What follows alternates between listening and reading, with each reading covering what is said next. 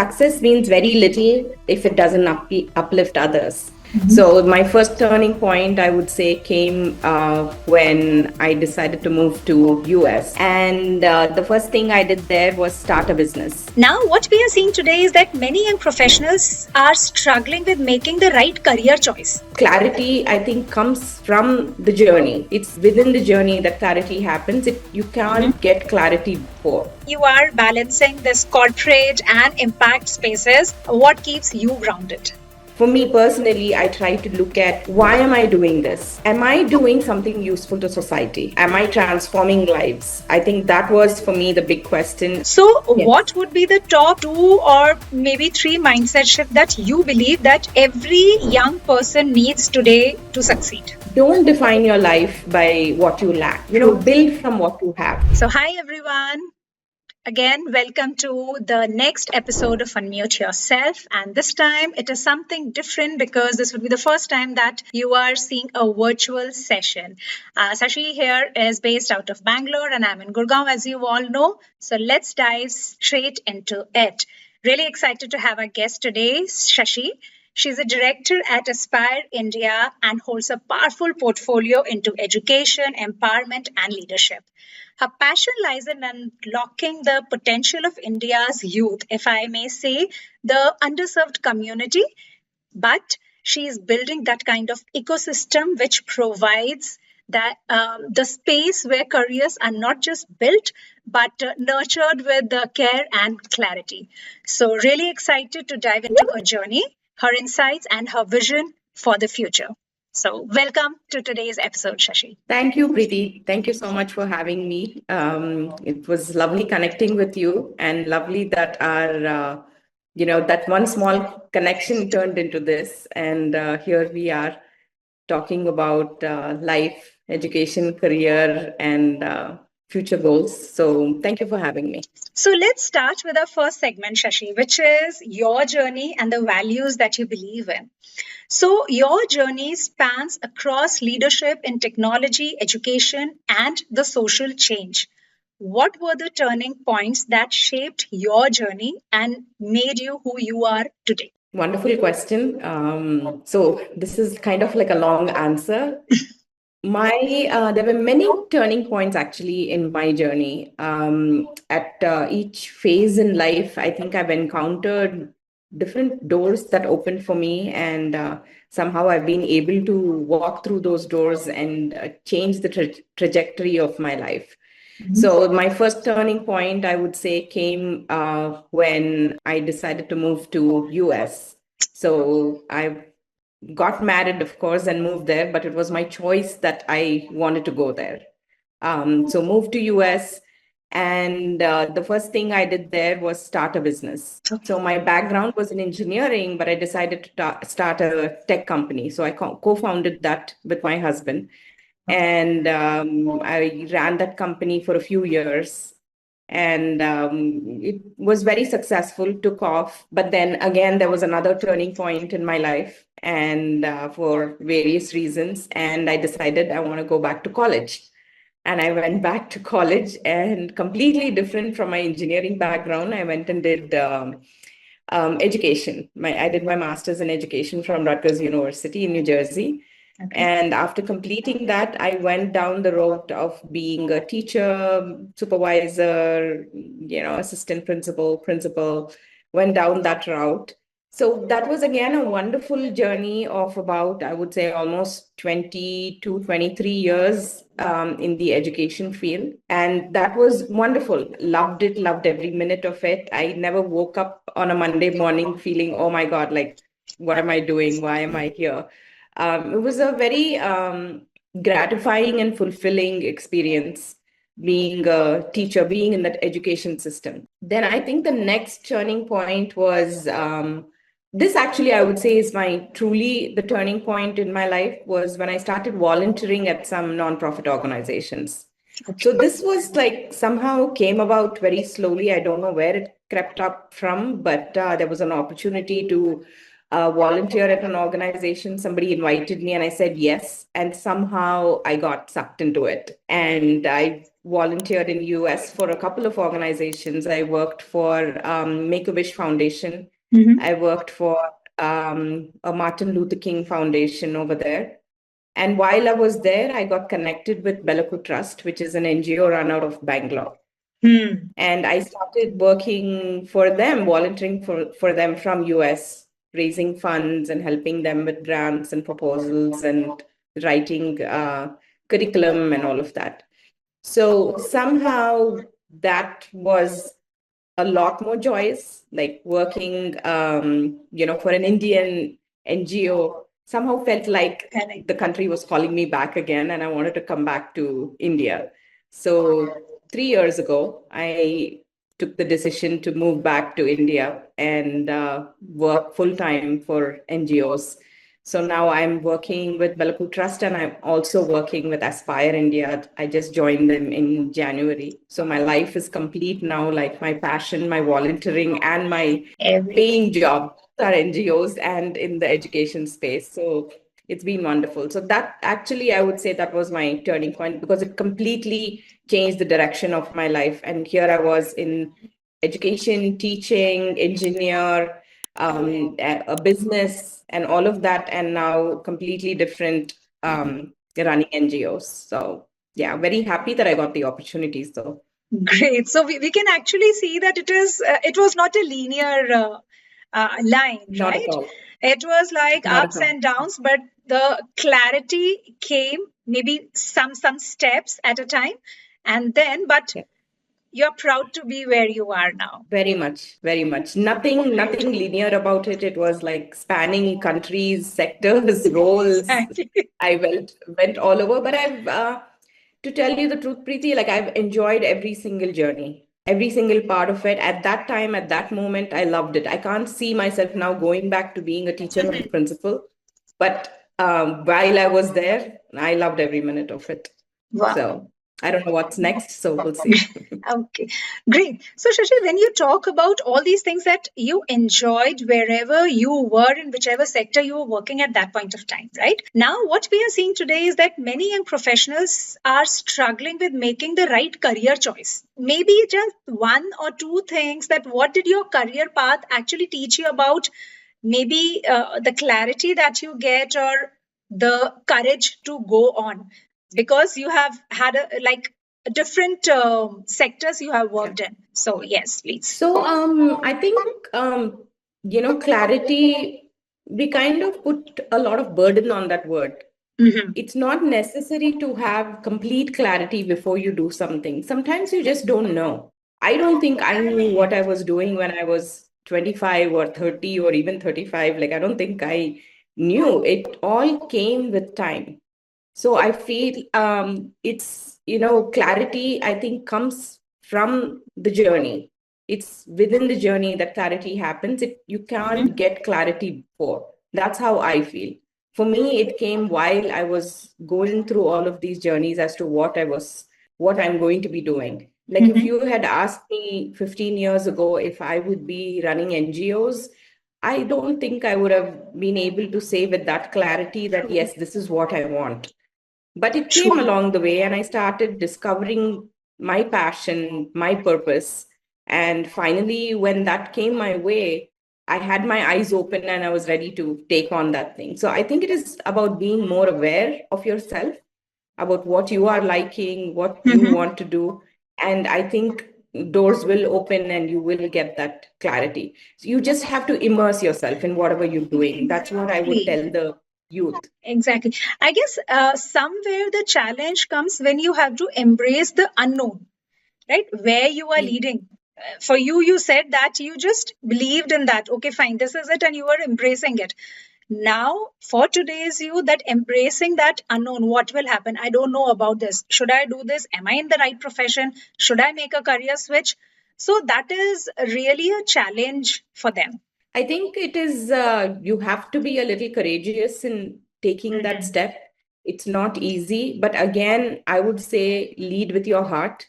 If your heart is in something and you enjoy what you are doing, I think it will show up in your work, and you will, you yourself will enjoy it, and the person who you're working for also will see it, and they will see that passion in you. And sometimes that is all it needs. I've been in the role of where I've hired people, and sometimes I've hired them just because the passion or the enthusiasm that they've showed, and not because of the qualifications that they have. And I've been right. I've been Wow, right touch in wood. hiring those people because they've really performed, and they've outshined, and they've shown beyond potential, they've gone beyond potential. So Wonderful. I feel like, when you look at a person and see the passion in them, you know that this person is going to deliver. So I believe that, you need to have that courage, you need to have that um, the passion to do something. And once you put yourself into it, once you immerse yourself, you Correct. will get there. Yeah. Great. So you have led both in corporate and the impact spaces. How do you balance purpose and performance? Now, this is related to the discussion that we were just having. That you have selected candidates which showed that kind of passion, just not on the papers, but while having a Yeah. conversation with them. Mhm. Right. And then I'll just add one more thing to it, that when you are balancing this corporate and impact spaces, what keeps you grounded? Great question. So I feel like purpose without performance is just a sentiment. And whereas performance without purpose is very empty. So you need to have purpose in your performance. Only then I think both will come together. So I try to align both. So I think I feel blessed, actually. I would say that I may be able to be in a position where I can connect both. I can connect my performance and my purpose in life. Not many get a chance. I understand that sometimes you need to do a job because you need to get, bread on the table. And sometimes you may have to do certain jobs that will get you somewhere later on. But I think you should still strive to enjoy what you are doing, and do what you like. So eventually you can start to carve out your niche place of work and start enjoying that. So for me personally, I try to look at, why am I doing this? I think that is the question that I ask, and I feel like everybody should ask, why am I doing this Why? job, or what am I getting out of this? The Correct. big why, I think when you can answer that question within yourself, I think everything else falls in place. So for me, the big why was, am I doing something useful to society? Am I transforming lives? I think that was for me the big question. And if that was there, that was like my compass. So if that was happening, then I felt good, and I was able to put more effort into it. So my heart was in it, my soul was in it, and I was Wow. able to, um, you know, um, do to my satisfaction, work to my satisfaction, where I felt कि चलो मैंने 100% दे दी. So that's how I felt. So it may not be Great. possible all the time, but I think you need to get there eventually. So I can't say that I started off my life thinking about purpose and all of that. But right now I'm in a place where, yes, it's all working out. And as to what keeps me grounded, so since I work in the NGO space, so I come across all these students, right, who are coming from various backgrounds, various lot of baggage that they carry. Talking to them, it just brings me back to earth. So anytime if I feel like, okay, I have a problem or something, and then I listen to their stories, you feel very small. That's And you look at them and you think, like, look at what they are dealing with and what is exactly. going on in their lives and how little they have, and how they are still, smiling and going about. That grounds me like big time. So anytime I feel that, and then I go to these weekend classes where we go to a village and we teach students, and you go there, it humbles you. It It humbles us. completely True. grounds you. So yeah, those are the stories that help me, and you know keep Great. me on an even level. Wow. Thank you, Shashi. So, Shashi, you just mentioned that Aspire India works with youth across various backgrounds, right? So, what Yes. would be the top two or maybe three mindset shift that you believe that every young person needs today to succeed? So one of the things that I definitely would like to tell the youth today is, they're always looking at what they don't have and they want something. So I think one advice from what I would like to tell them is don't define your life by what you lack. Build from what you have. Whatever your skills are, whatever your aspirations are, build from that. Don't go after something that you lack, and go after something that you can't have. So I think that is one thing. Like the other thing that I would like to tell them that is, you are always a student. Your life, you will be learning your entire life. So never think that I did this much, I studied bachelor's, I finished my master's, and it's done. I think learning is continuous, and they should know that it happens and it continues to happen, and that is how they will grow. So you are not just a student, you are a builder of your future. So you need to keep it going. And one more thing that I would add is success means very little if it doesn't uplift others. I think everybody should have a little bit in them to give back to society. Definitely. And especially like when I talk to my students, I'm always telling them that, here is Aspire or Pelaku, like helping you out, helping you in furthering your studies, or paying for your education, or giving you scholarships and all of that. Tomorrow, help another person. True. Never forget where you came from, and never forget what the number of people that helped you along the way. True. Remember them always, and give it back at some point whenever you can. So, great. So that is what you are teaching to the students, about how are you uplifting others. So even when we talk about leadership, and we are preparing the students for tomorrow when they become the leaders. So moving from the mindset that what is it there for me, or where do I fit in, to, okay, what do I believe in? That is stepping back and taking a look at your value system. And the third one, which is what's the big picture, right? How am I uplifting others, my team, and the peers that I have with me, right? So I tell my kids also all the time, I tell them, they've started earning now, both of them. So I tell them, put aside 1% of your salary every year and donate it, whatever your causes are. But 1%. So as your salary increases, that 1% should be going up. But that 1% should be reserved for some cause, and both of them are doing it. I hope, I think. But that is my advice to them, that, you should do that. Wow. So, Shashi, you are giving them advice, and similarly, the students who are there with Aspire India, who are associated, what do you feel at what stage, and how important is it for the students and the early professionals to have some sort of coaches or maybe mentors who can guide them, right? Maybe if something like this has happened in the past, where you can see, okay, some kind of a transition happened, right? When someone enrolled under a mentor or a coach. So can you just share that with us? I think mentorship is very, very important. It is very underplayed. I think it is one of the most important things. Like in my personal journey, I've had mentors all through my life. I still do. There are still people that I would call and check in with them and say, like, okay, here is an opportunity, here's a project, what should I do, what should I read about? Even something simple as, hey, what are you reading nowadays, and what should I be reading, what's new? So I would say that I've had different mentors for different things in life. Like there's somebody for a career guidance, there's somebody for emotional and personal guidance. So I've had different mentors all through. It's not been like one person who's guided me all through, but I've definitely had people. Like I've had supportive friends, I've had supportive bosses, I've had supportive colleagues, and each one has played a different role. And I've never been shy about going and asking them, though.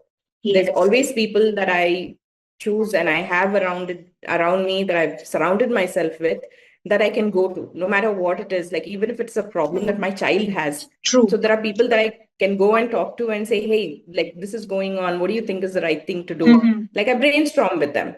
And everybody should have that. And now there are a lot of foundations, NGOs also, who have come up with mentorship.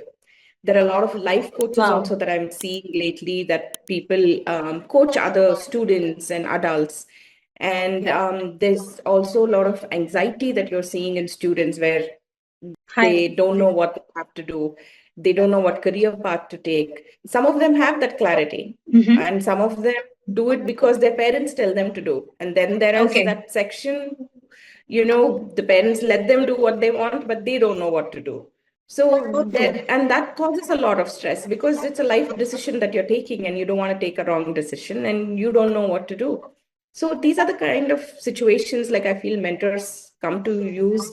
They have that experience, and they've been exposed to things like this. So Mm-hmm. when you talk to them, they look at it from different perspectives. Sometimes we get blinded by our own desires, our own journey, and we True. can't see outside of it. We don't get the 360 view. But while talking to somebody else, they can give you that view. And it's not necessary that you have to listen to them and you have to take their advice. Perspective always Yeah. helps. Right. Yes, it always helps. It always helps to talk to people. And again, you don't need to go and talk to 10 people, but having those one or two mentors that you Correct. respect and Correct. you think and also, again, the way you choose your mentors is also important. Like, you don't want to Very choose important. somebody, who is a friend, who's very, who will be supportive of whatever you do Hmm. and will not say no to you, is not going to help you when you are making a career choice. That's Like, correct. you want somebody who's knowledgeable in that field, in that area, who can tell you, like, okay, if you're doing engineering, what engineering should you take? What is the in thing Correct. now, right? Like, so talk to the right people. So Hmm. surround yourself. So one example I'd like to give is Aspire. We just had a graduation ceremony last week in Mumbai, and one of the students came up on stage and talked, and his name is Vineet. And he's from Bihar, and he talked about how his father is a farmer, and he went from selling vegetables to now being a founder CEO of his own company. He's Wow. a student still. He's all but like 25, 26 years old. And he Great. said, I became a founder at 19 years old. And what he does, which is even more amazing, is Mhm. he provides mentorship to other students. Wow. That's what his That's great. business is. So, yeah, so it was so amazing, like, hearing his story and talking about it. And he gave us his business card and everything. Ma'am, this is my business card. I'm the founder of this company now. It was so amazing. And I feel like that is like, some youth just take it in their hands and they go. So there is help there. There's help everywhere. You just have to take it. Wow, great. I'm really proud of Vineet. Obviously, you all would be, definitely. Yes, very much. It was so exciting to see him stand up there and talk. Exactly. I can just imagine he giving his visiting card, written CEO, founder there, and coming from the Yeah. background that he came from, like kudos. So, Shashi, there are still many blind spots in the mainstream education system which actually go unnoticed. Right. So maybe during your long tenure in education sector, have you seen any of these blind spots or maybe soft skill gap that we say? So soft skills, definitely. I see that gap there, especially in the education curriculum right now. I don't think we focus a lot on soft powers. Soft powers like employability skills, life Right. skills, adaptability, communication.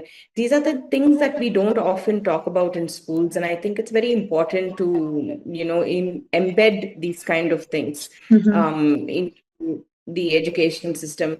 I meet all of these students and I see all of them are academically so bright, but they lack the confidence to go talk. They lack the confidence to go present, and they lack interviewing skills. So they're not able to communicate properly what their thoughts are. So those, I think those skills should be embedded into the curriculum. Life skills is very important. Correct. How are you going to deal Correct. with the problem? How are you going to solve an issue? How do you arrive at a decision? So these are some things that it's like very, core to your own personal growth. Mhm. and it needs to be there and it needs to be part of your curriculum. And I think that will help round the individual completely and set them on a path to success, along with your academics. Wow. So Yeah. building on those soft skills that we are focusing here on, the confidence and everything. Great. So, moving on to our next segment, Shashi, which would be women leadership and visibility, right? So, you being into that space, so as a woman leader in technology and education, if I may ask, what are the barriers that you faced maybe early on in your career, and what helped you break through it? Okay, the first barriers that I faced was at home itself, Okay. even before I started on my career. So I am actually a first generation student, I would say, because I was the first girl in my family to go and do a engineering degree, get a degree, and go to US and get a job. Okay. So that took a bit of a fight and a bit of a, convincing my parents to let me do that, because all of my cousins during my time were getting married at 18, 17, 18, and they Wow. were, married off. So I had to fight for that. And I had to say, like, okay, sorry, I'm not getting married. I need to finish my education and I need to do education. So my cousins even today tell me, the girls in my family, they say, Akka, paved the path for us. You were the first one to do it. And Wow. after that, it became very easy for us. Akka did it, so we are going to do it. We are going to go to college. And so we have many engineers after me that came in, my girl Fantastic. cousins.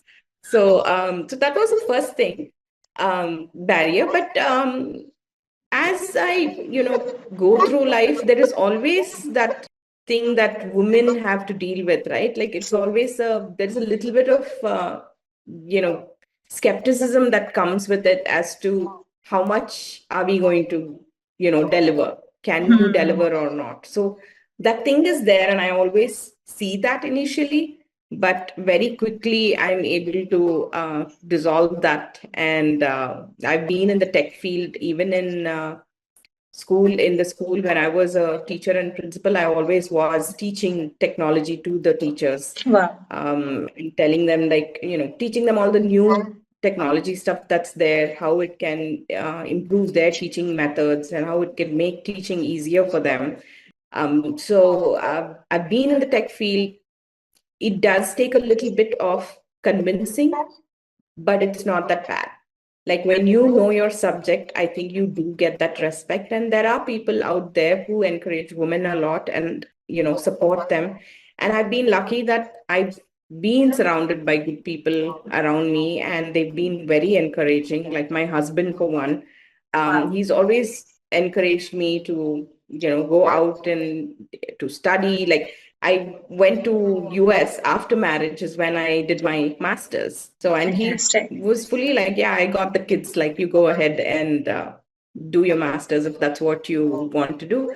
I did my master's and then I got another leadership degree. So that was another 2 years. So I've had that support. I early on, going backwards to my family, my brother was very supportive. He was like, no, you can't. He's about 5 years older than me. So he was able to say that, no, she's not going to get married right now. She needs to finish her degree and only Wow. then, So it came in like different ways, different forms. There was support, but you do need to put in that extra effort, which Hmm. is not required probably of a boy. But you do need to. And there is also those certain things that, why do you need to study so much? Why do you need to? So you have to fight all of those things. There True. was, my family was like, why do you need a job? Like, he's earning well now. Like, you just stay home and take care of the kids. Like, even It's after like I this. Why leave do in you need to do a job? He's earning well. Hello, there's a yeah, difference. so kya kami hai? Like, just stay It's home. not about So money. these are the kind of questions that will keep coming and you have to deal with. And True. I don't think like that is going away anytime soon. It still comes. I still get it. I'm like usually so busy with, both my NGOs. My mom Hmm. still says, why are you doing all this? Like, everything is done. Your kids are grown up. They are working. Why do you need to work? So it's like, trying to change that mindset is very difficult to tell them, It is this, difficult. I'm doing this for myself. I want to do this. That's the It's, whole point. so Correct. that I think a little bit the women they face it and they will face it, I They think. will. They And will. it's only up to them to fight it.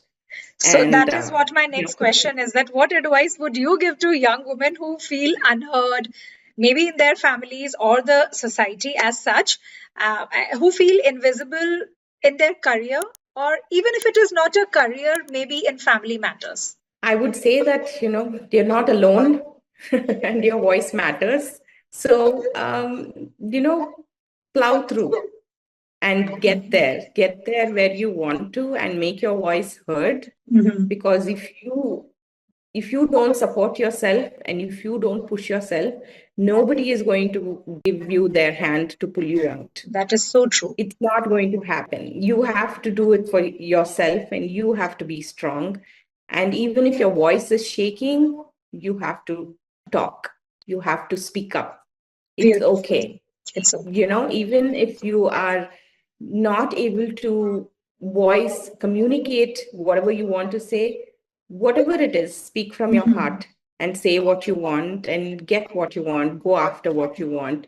You have to build your own table, even if there is none that exists. Build your table where you surround yourself with people, who support you. Who support you, Any clap for you. negativity, any negative, people that you come across, just put them to the side. Surround yourself with positivity and True. keep going. Find your tribe, your mentors, your role models, your allies, your friends. Keep them close. And anybody who's trying to tell you that you're not good enough, walk away. Walk Walk away from away. that. Get up and walk Yes. away. Yeah. Fantastic. Like work with the community that wants to uplift you. And also, Preeti, I'm somebody who really believes in the universe. I'm very spiritual. So I feel like you attract, people, Like-minded you attract positive vibes. So when you True. are positive, I think it happens. So that's how things have worked out for me. I've had really good people around me supporting me. So I think that would be my advice. Like, you start here within yourself, and then everything else will fall in Fall into place. place. Correct. Okay, so moving on to our last segment here. If you could reimagine education or youth development in India, what would you do differently? So I think it would be going back to the soft skills and the soft power that I talked about earlier. I think that is something I would want to add into the curriculum and make that part of the core curriculum. It shouldn't be extra. It shouldn't be like an elective. It should be a main part of the curriculum, because I think students need to learn how to live. Students need to learn how to navigate the world. Academics can come after. Wo ho jaye. Anyway, that will happen. But nobody is teaching you this. Neither are schools teaching, neither are parents teaching, Correct. because everybody feels that this will happen by itself, but it's not happening No, by it is itself. not happening. You have to Correct. teach it. And this is something that is really important. And we see youth sometimes struggling with their own issues, with body image issues, disrespect, all the things that they deal with social media. So I think, being able to live your life, understanding what you need, and being sure of yourself. I think it's very important, It these life is. skills lessons, and that should be part of your learning. If not, I think students would struggle. And that's the reason why we are seeing so much of anxiety in students. That's so true, because whatever we see, there are multiple courses, but you have to enroll for each of the course, right? It should be imbibed in the curriculum itself, so that it is mandatory for all the students to go through the same, and they don't have to enroll for them separately. Right? And the learning should be something that would prepare you for life. It's not just True. about passing or failing. but it should prepare you for life to lead Mm-hmm. not just other people, but yourself too first. So I Correct. think that shift has to happen in the education system. So yes, Shashi, moving on to our last question. As you said that the soft skills, and there are many other things that needs to be imbibed in the curriculum itself so that all the students can actually learn through it and develop into more confident youth once they are out of the school. Now, if it is possible, how can more and more professionals join hands with initiative like Aspire India and make a real difference, which they really want to? So Preeti, Aspire India, we are partnering right now with a lot of foundations and corporates. So we already have, foundations like Piramal Foundation, Avanti Fellows, Agastya Foundation, Foundation for Excellence. They're all our partners, and we have corporates like Mahindra, Porter, Wow. InMobi, Glance Mhm. are also our partners currently. So we welcome any partner who wants to, mentor students, or they want to hire our graduates, they want to come teach, or if even funding, especially. So we are looking at corporates who have CSR and who are willing to help. And there are many professionals working at these corporates also who come in as mentors, and they do run some workshops, some classes for the students. We have companies that have started hiring our students. They train our students and then hire them. And they can do this virtually or in person. There are many companies that are offering internships and jobs to our students and volunteering also. There are some that offer like webinars and master classes to our students. So there are various ways that we can partner with other companies. And if anybody is Okay. interested, they could reach out to us. How can they You can reach find out us to on, you? That was I was about to ask. yeah. So the website, Okay. aspireindiafoundation.org, and all of the information is over there. Yeah. Okay, great. Thank you so much, Shashi. There would be three interesting questions that I would want to ask you now because I would want people to know more about you also, right? Apart from the career, the serious, your thought process, your insights, some fun questions. So, a book, a habit, or a belief that has changed your life forever. So the book, the habit, and the belief are all the same. It's books. So I Okay. have the habit of reading a lot. It's Wow. something that has been since my childhood. I've read a lot, and I still continue to read a lot, even with so much of less time. I still feel every day like I need to read a few pages before going to bed. And my belief is that you should read. This is Mhm. something as a teacher personally that I've encouraged students and everybody that you should read a lot. True. That is something that will change your mindset and opens up the world to you. Your world gets so much more larger when you start reading, Seriously. and reading different kinds, fiction, non-fiction, whatever it is. Mhm. Even when you're reading a romance novel, if the main characters are in a city like Paris, you start understanding like French Exactly. people. So you still learning something out of it, right? Correct. So whatever it is, just pick up a book and read whatever interests you. And then coming to a book that changed my life, I can't say changed my life, but something that I've gone back to and read often, I would say are the Ayn Rand series. Okay. That is like been a personal favorite for me, all of those Atlas Shrugged and Fountainhead, Fountainhead. Yeah. especially. I subscribe, I think, to that philosophy of Ayn Rand, and that's how I've lived my life. I've been like more spiritual than religious. I've believed more in the universe. I've believed in like just doing the right thing. I've believed in, your personal legend that Mhm. you have with you and chasing that to achieve what you set out for. So this is something that I've imbibed from those books, and I've actually read this book when I was first time was when I was in my fourth standard. Wow. And over time, I've read it again and again. And every time, every Fantastic. decade, I think I've read this book. And Mhm. every decade, the meaning is something very different. and I get something different out of these books every time I read. So the last time I read it was during COVID, actually, with all the time that I had. So it's been a wonderful companion for me through my life, and that has, I would say, it has shaped me to be who I am today. Wow, great. Moving on to the next question. One myth about success you wish more people would unlearn. Okay, the myth that I would like to break is that success is a destination. You Wow, reach there, it's very well said. done. It's not. It is not.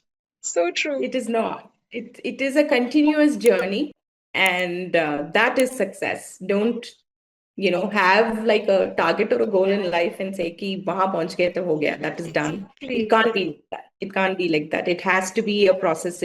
Has to be a process of becoming authentic, of becoming courageous, of being aligned with what matters to you, So finding that true. passion, finding that purpose, finding that true happiness within you. I think that should be the definition of success. So it could be a job that is going to give you that, but that journey is what success should look like. Exactly. So it's Getting, like, okay, you need to enjoy that journey. It's not a destination. Okay, find success because see, we see yeah, human mind, we are never satisfied with that. It's like, okay, this is done. What next? What next? So it is a yeah. journey. So, yes, that brings us to the end of today's episode. Thank you so much, Shashi, for sharing such honest and thought provoking insights with all of us. And as we mentioned, as we were discussing during the starting of the episode, that conversations like this remind us that success, as we were just talking, is not a straight line. It's not linear, right? It's a blend of the intention that we are moving ahead with, the kind of value system, the learning, and the courage to move on. That's the most Correct. important thing. How many times you fall, but how many times do we get up and then walk again? Get up. The resilience that we have. So, for our listeners, if you are a student, if you are a professional who's into career transition, or simply someone who's looking to reconnect with your purpose, we hope today's episode gave you something to reflect on and maybe even something to act on. If you want to explore more on coaching or mentorship, you can drop in a direct message to me. And if you believe in the power of youth led changes and purposeful career, please follow Aspire India and the incredible work that they are doing in.